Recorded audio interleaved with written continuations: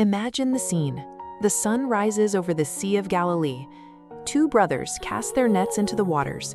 Peter and Andrew, ordinary men, fishermen who know the weight of long nights without fish. And it is in that simple setting that the voice of Jesus echoes, "Follow me, and I will make you fishers of men." Without hesitation, they drop their nets. The boat stays behind. The unknown future opens before them. A little further ahead, James and John, the sons of Zebedee, work beside their father. Hands rough, hearts steady, eyes on the familiar tools of the trade.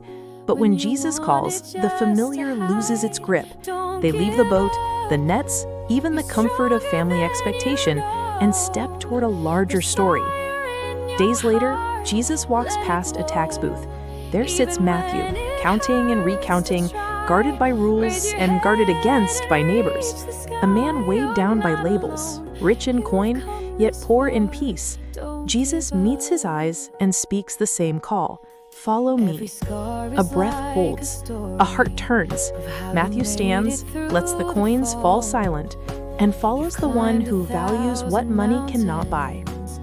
The call of Jesus is tender and strong. It does not flatter. It does not condemn. It invites. It awakens. It reframes the whole map of the heart.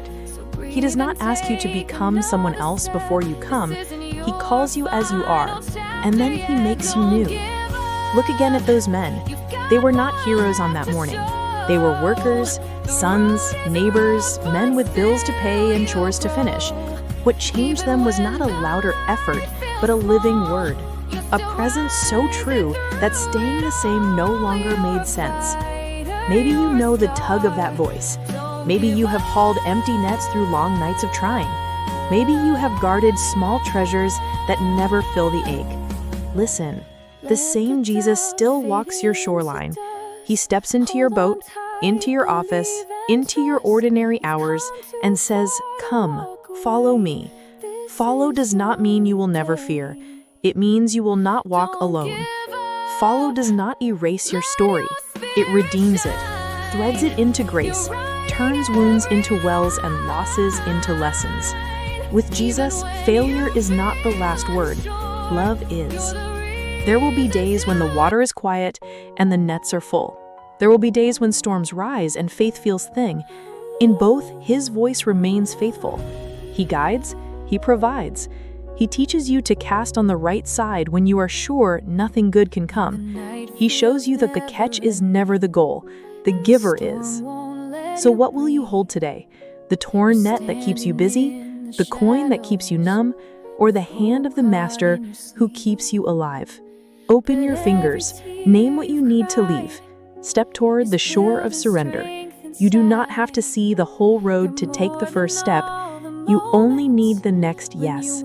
Peter had a yes, Andrew had a yes, James and John had a yes, Matthew had a yes. Small words, holy seeds. From those seeds, a world was turned right side up. The same grace calls your name now. Let the ordinary become the doorway to the extraordinary. Answer the voice that still speaks over your water, your desk, your threshold. Follow Jesus. Begin again.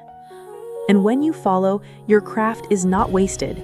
He takes the skill of your hands and the story of your years and turns them into bridges for mercy.